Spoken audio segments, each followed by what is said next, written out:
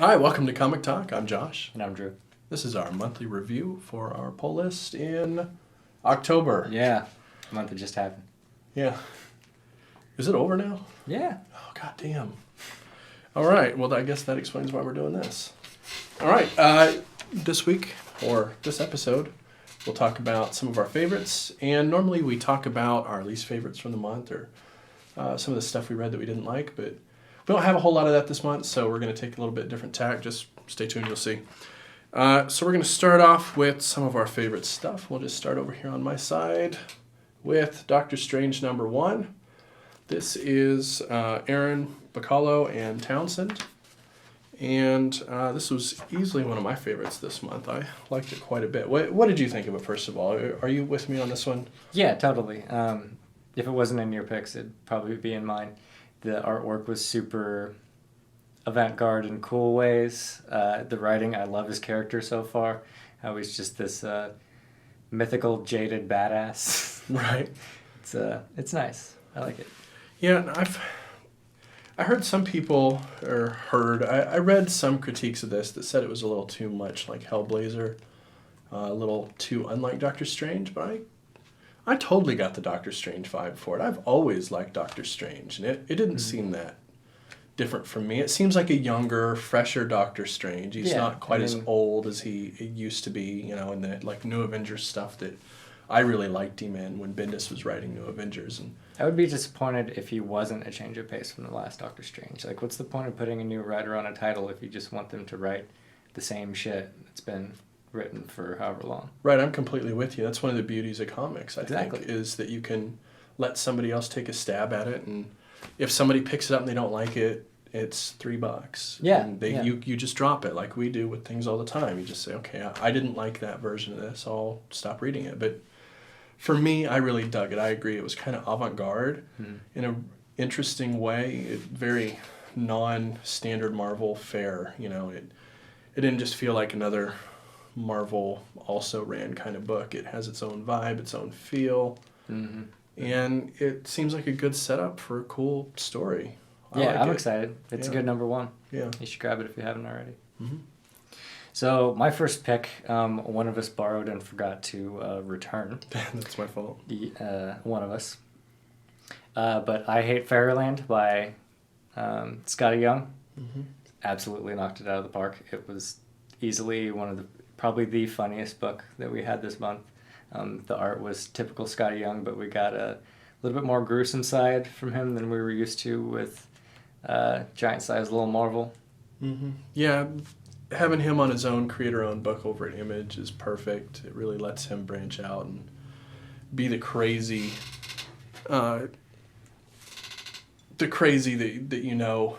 must have always been there. He clearly has been pulled back and reserved with what he's been doing because this felt so natural. Yeah, in the back of the book he gives his sort of autobiography. But yeah, he's always been into super weird stuff like Mad Magazine and such, and his first gigs were, he just did like a lot of covers and stuff for a while, so there's only so much stretching of the legs that can be done with variant covers. Yeah. But yeah, seeing him, the transition from Giant Size Little Marvel, which I loved, to this is amazing. I feel like I agree with you. His personality is definitely coming out in this one. Yeah.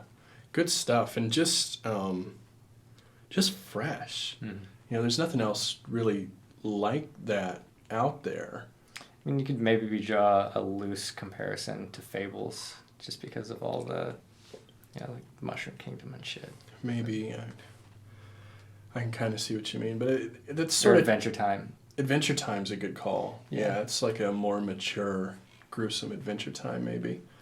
But there's nothing else really doing what he's doing with that. It's for sure. Even Adventure Time is a long shot from I Hate Fairyland. Yeah. Good stuff. Very cool. We got a lot of #1s, by the way.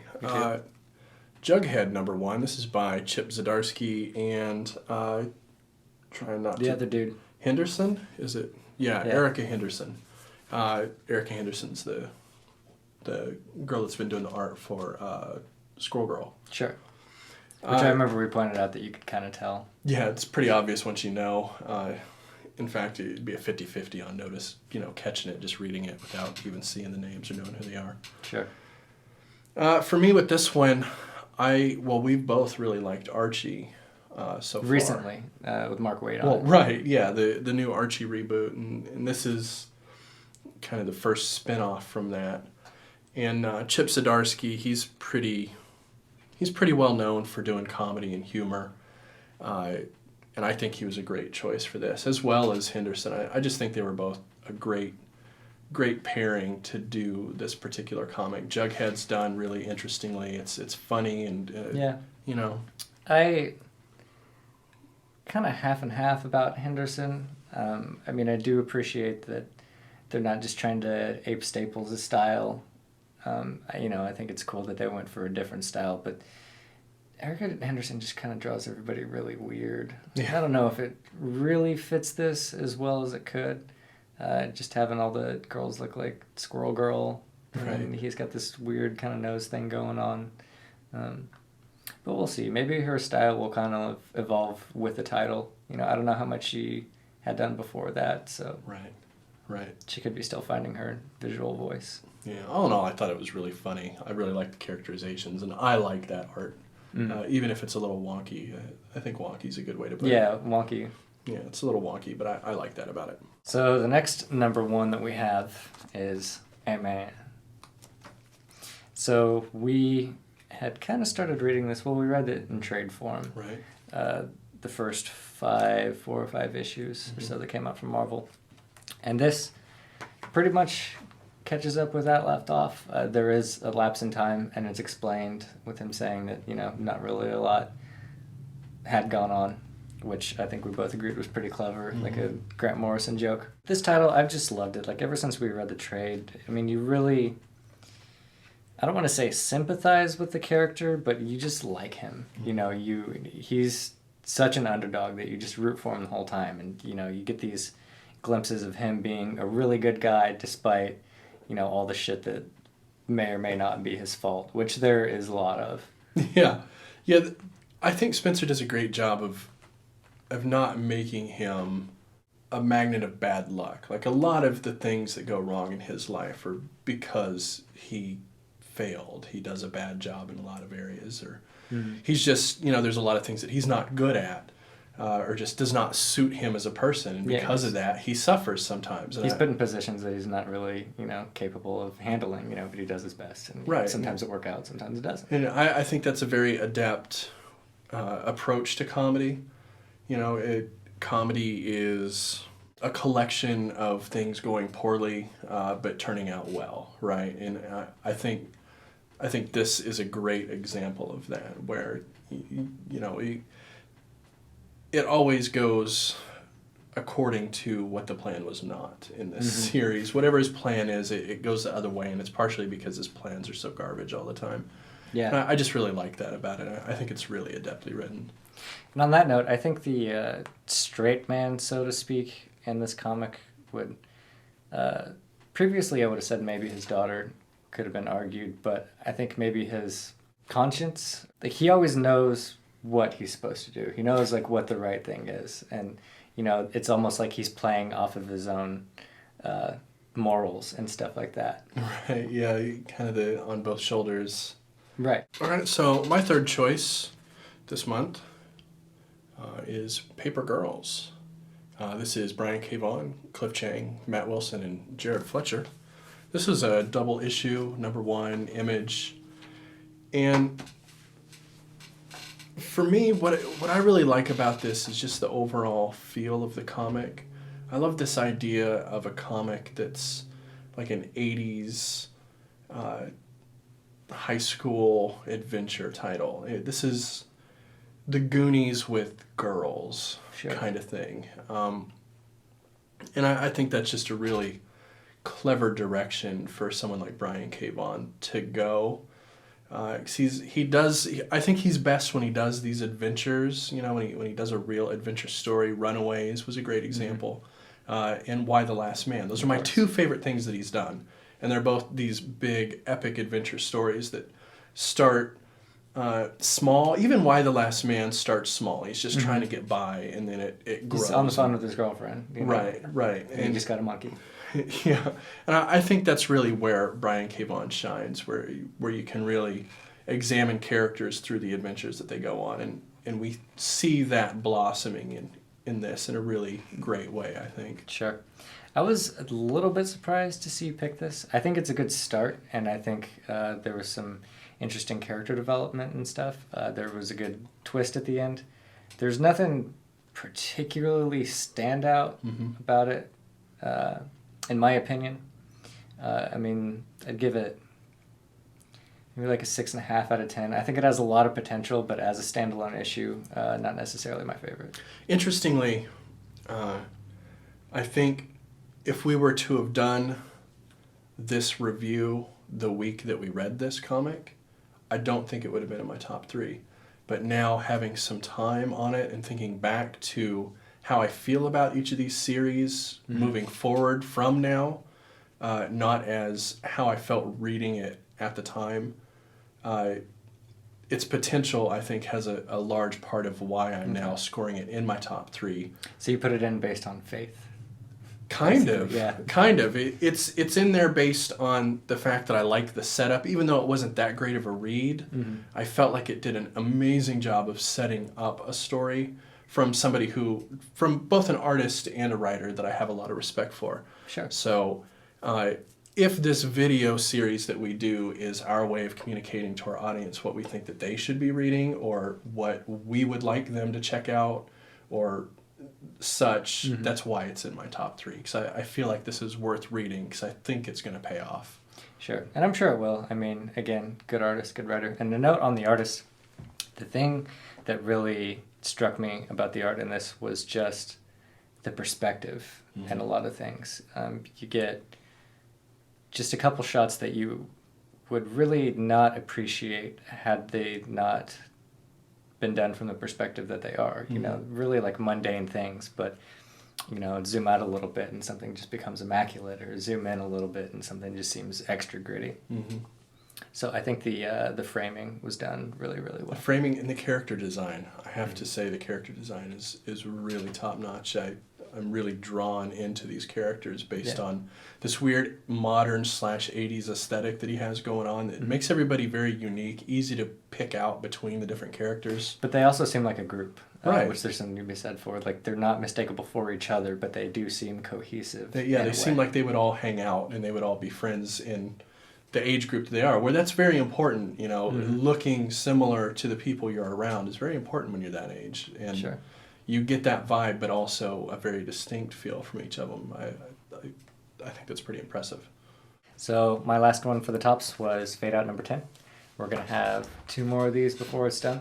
Yeah. And this one definitely felt like it was 2 issues before it was done.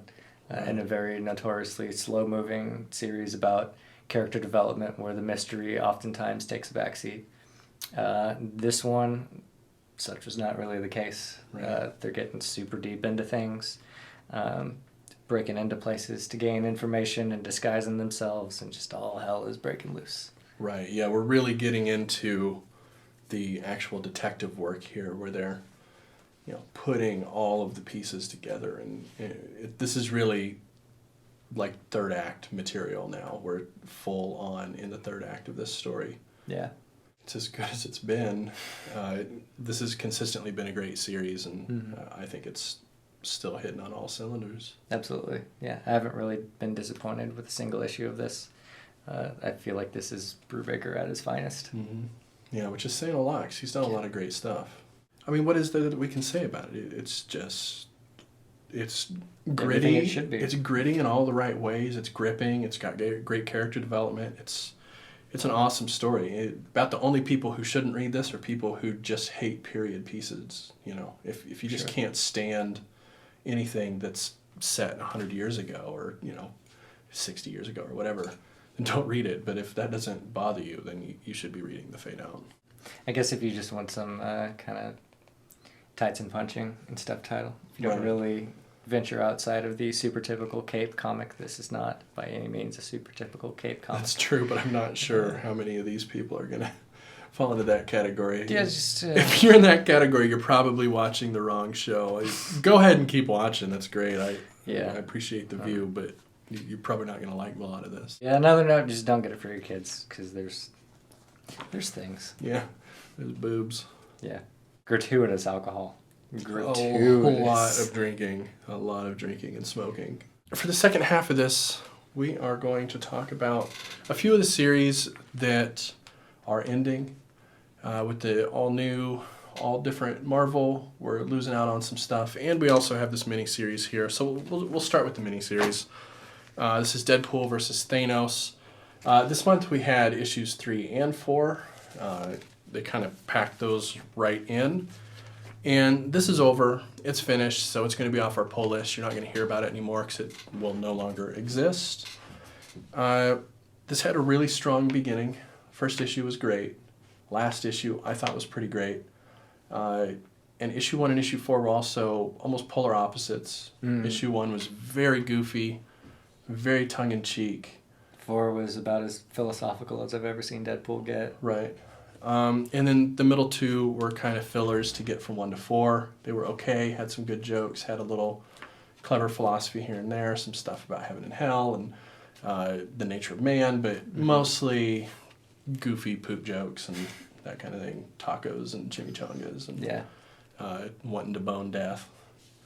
So this is done.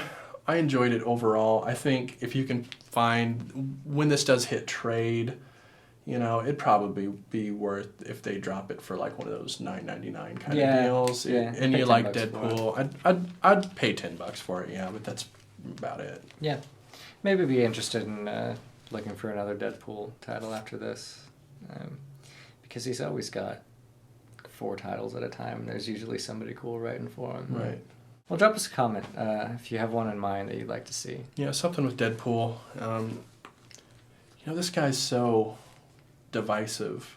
That's part of why I like reading him. Because some people hate him, some people love him. And I can agree, because, based on what you read, it's either lovable or hateable. Right. So, a Secret Wars title that we were reading was Old Man Logan. This was a Bendis and Sorrentino, I believe, and Maolio. So this one's over, and man, it never really went anywhere, did it? No, see, it kind of tugged on my heartstrings, man, because I didn't really think too much of it at first, and then I started to like it, and then we got like a piece of shit ending, right. That should have been around the time where I got really sold on it. Mm-hmm. If you're into Wolverine and stuff, I would buy the trade. If you're not particularly, I wouldn't particularly. Unless you're particularly into art, because there was some cool art in every issue. Yeah, if you like that really gruesome Old Man Logan style stuff where he's just tearing through people and lots of venom monsters and cool paneling. It had some cool stuff in it. Sequences. I think it may have even hit my top picks one of the months over the past few months at one point. So it had some stuff worthwhile, but the ending was really disappointing. It felt like an editorial step in but isn't, the more I think about that, isn't Bendis like one of their Marvel mastermind guys? Like he's one of the story crafters that's in charge of all that. So I don't know, man. Bendis is another one of those guys that, he kind of, people love him or hate him, and most people these days, it seems, hate him. My real exposure to him was on Miles Morales. It was okay. I've never thought super highly of anything that he's done, I guess, that I've read. Okay. Well, at some point I'll try to change your mind on that, because he's done some really great stuff. We can read Powers, and we'll see what you think of that. All right. Lastly, this is maybe the saddest one. This is Weird World. Speaking of piece of shit endings. Right. Okay. Jason Aaron, Michael Del Mundo. And this series was consistently awesome. It was so good. So incredible. Every issue was so good. Until the last couple pages, this was so good. Mm-hmm.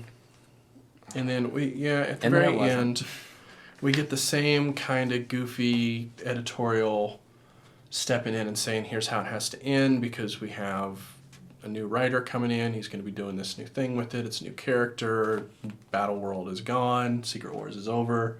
And this never really, in my opinion, belonged in the Secret Wars Battle World to begin with. No, I think it should have been completely separate. It didn't feel connected to that in any way. It didn't feel like there was any reason to have it set in that at all. They could have done the same thing.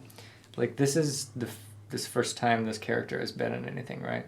Well, since like the 70s or 80s. Yeah, but there wasn't like a title for... No, like, there's no like... prior to Secret Wars. There's no like Archon title that was big over the last few years. So what's the point of transporting him to this alternate fucking universe if you don't have to explain like where the fuck it came from anyway? You know, it's not like you have to write into continuity like this is why there's not an Archon title. Right. Yeah, this is one of those situations where there was no need to be a slave to the continuity because it's a weird world. It has nothing even to do in the first place with anything else. Like, they could have just said this was on Earth 5, or what, I know that's DC. Yeah, you know whatever. What I mean? You know, this could be in a completely different dimension or different part of the universe. Like, you didn't even have to explain it. Just he's in a place called Weird World. Yeah, he's from Polemarchus, and that's all you need to know. Yeah, it really is. You know it. But instead, they had to slavishly tie it into the Battle World and Secret Wars garbage, and so we get this weird ending. And now it's over. Yeah. Great series, though. Even with the terrible ending, I would absolutely recommend either go find these. If you can find them at your local shop, grab them. If you can't, wait for trade and buy it. Especially if you love art. If you're a big art guy, you're fucking up if you don't check this out. It's one of the coolest art books, probably from Marvel in the last few years at least, if not just in general. Yeah, and Jason Aaron wrote it, so I mean, it's good. Right. When was the last time one of his titles sucked? Right. Yeah. Lady Thor, I guess. Thor. Just regular Thor. Supposedly it's garbage. I can't really say. I don't know, but I haven't read it. Yeah, me neither. But it's what the internet says. Anyhow, that's pretty much it for us this week. Right? The internet also thinks that Harley Quinn's solo title is amazing. That's true. The internet's stupid. The internet's super stupid. Yeah, we should read Thor. It's probably good. So if you have any more titles that you want to recommend us to read, we had some problems with Bloodshot, but it is on the pull list. So we will be talking about it regularly. And we did just do a review on that. So you can check out our New Trades series. That's down in our playlists. You can click on our name down there below and check out our playlist. It's right in there. Got recommended some pretty good stuff. We got Karnak on there, which almost made it in my top. But again, such a strong month. Like any other month, it would have been there. Right, yeah. It came right below both of our top picks. I would not be surprised if in the future it does not end up there. The first issue was a little... I thought it was a little sparse. See, not knowing anything about it, I thought it was really fascinating. That's cool. Because it was me learning about the character for the first time. And I feel like it did a great job of that. Yeah. Other than that, you can check back with us next week. We're going to talk about multiversity. Mm-hmm. That will be a week from today when this drops. That's the new crazy Grant Morrison crossover event that just hit trade. I've completed it. You're not quite through with it yet. You think it's insane and you haven't even gotten to the crazy shit yet. If anybody out there has read any of the old Grant Morrison stuff, like Final Crisis would be a good example. If you tried to read Final Crisis and thought, man, this is fucking hard to follow, you haven't seen nothing yet. The multiversity is complete nutballs crazy. So check back with us on that one. There's a fourth dimensional issue. Yeah. Think about that. Yeah, it's super weird. Yeah, love it. Yeah, it's pretty good. And then other than that, of course, every Wednesday we do our weekly pull list review where we talk about the usually 3 to 5 titles that we pull each week. We go back through them, we chat them out, and what we liked, what we didn't like about them. So you can check back with that on Wednesday. Yep. Like us, subscribe to us if you want to see more. We got our Facebook and Twitter down below.